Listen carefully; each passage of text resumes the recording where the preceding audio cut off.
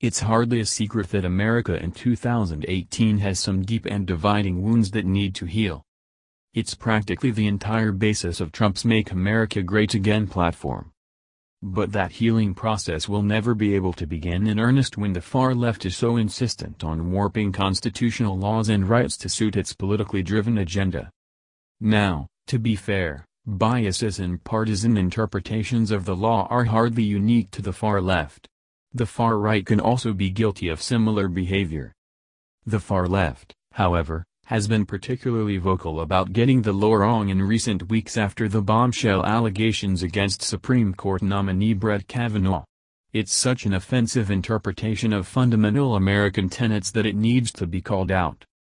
When Christine Blasey Ford came out and accused Kavanaugh of sexually assaulting her in a drunken stupor more than 35 years ago, Americans were justifiably appalled. If the allegations are true, they are heinous. Had things merely stopped there as the proper authorities attempted to get to the bottom of the decades-old accusations, there would be no issue. That obviously didn't happen.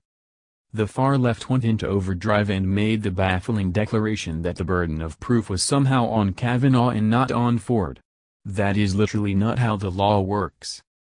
Heidi Hess, director of the progressive social network Credo Action, issued a statement Tuesday targeting Maine Republican Senator Susan Collins for suggesting that Ford be cross-examined about her accusation against Kavanaugh before the Senate Judiciary Committee at a hearing scheduled for Monday.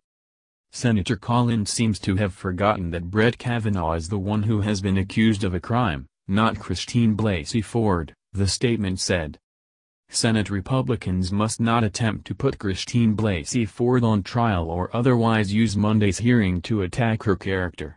Christine Blasey Ford has offered an extremely credible account of sexual misconduct committed by Brett Kavanaugh. Hess saved her most precious gem for last. The burden of proof rests exclusively with Brett Kavanaugh, who has shown repeatedly in recent weeks that he has no problem lying under oath to advance his career. Emphasis added. It's not just Credo Action. Shauna Thomas, founder of the liberal group Ultraviolent, also issued a statement that misrepresents the case. Senator Susan Collins is dead wrong. Her call for Brett Kavanaugh's attorney to cross-examine Dr. Christine Blasey Ford is beyond shameful, Thomas said in the statement. Ultraviolent purports to be an online community of over 1 million women and men who want to take a collective action to expose and fight sexism in the public sector, private sector and the media. Thomas' statement was eerily similar to the sentiments from Credo Action. Let me say this as clearly as humanly possible, Christine Blasey Ford is not on trial here, the statement said. This is not a trial. It is Brett Kavanaugh's sexual assault hearing and a job interview for the highest court on the land, and the burden of proof is solely on Brett Kavanaugh. Emphasis added. I cannot be emphatic enough about this, the burden of proof should never be on the accused. If that's how the court of law worked, our jail systems would be overflowing. It's exceptionally difficult to disprove a negative, let alone when the specifics of the negative are anecdotal and from 3 decades ago. At National Review, attorney and columnist David French put the case succinctly at the end of column posted Monday.